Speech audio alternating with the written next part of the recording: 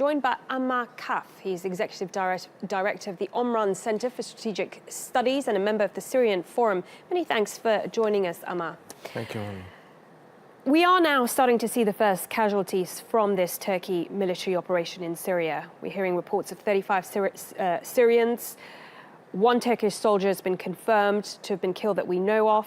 There are so many players already engaged in the Syrian war, with civilians bearing the brunt of what is going on. What do you think can be achieved by Turkey's military involvement in Syria now? Well, Turkey is being threatened for a long time now by the increasing threat of the PYD, YPG forces, the Syrian Democratic Forces, of forming an independent state for the Kurds, and perhaps the form of extremist mentality that is ruling the PYD that is in itself controversial within the Kurdish population. And so this is a national security threat for Turkey, in addition to the major threat to Turkey and neighboring country by ISIS. And so this operation, I believe, is number one to protect national security of Turkey. Okay, I understand that. But in terms of the war in Syria, how does this complicate things, having Turkey involved as well now?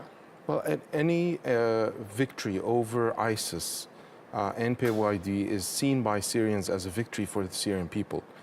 Any region that is cleared off from terrorism and extremism is a victory for the plight of the Syrian people.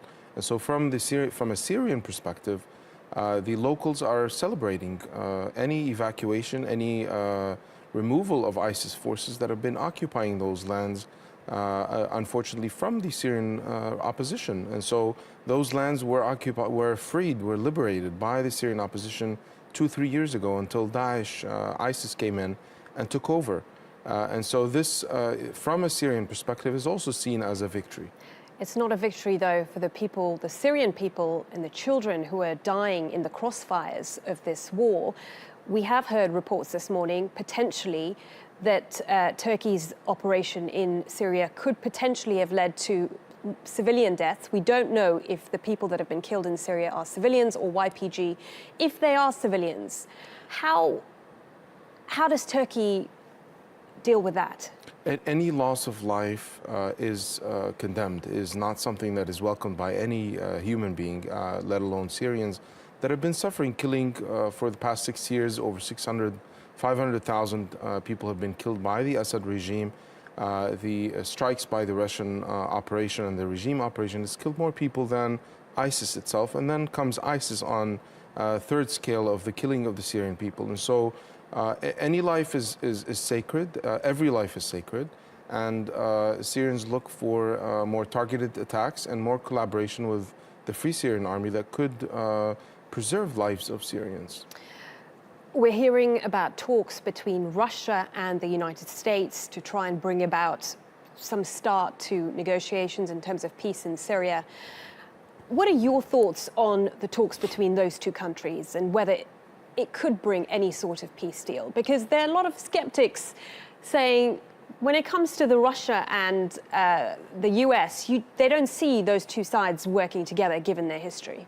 Well, I believe now Russia is more involved in the Syrian scene than the Americans. And so the United States has been pulled out from the political negotiations and has been following the tracks of the Russian demands. And so the eyes of a lot of analysts are going towards Russia nowadays more than the US, because the US perhaps has been just agreeing on anything that Russia puts on the table.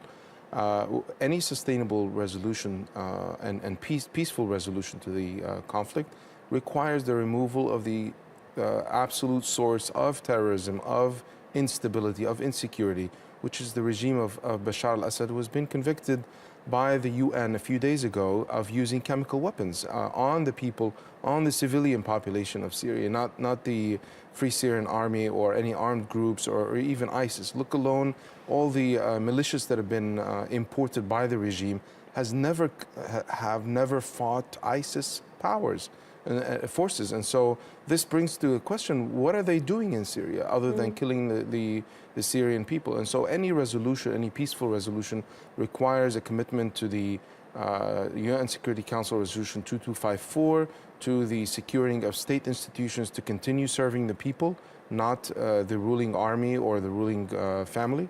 And so any transition needs to be serious enough. And once a serious discussion kicks in between the U.S. and the Russians on how to manage the post-Assad era, then there's perhaps more hope on the Syrian people.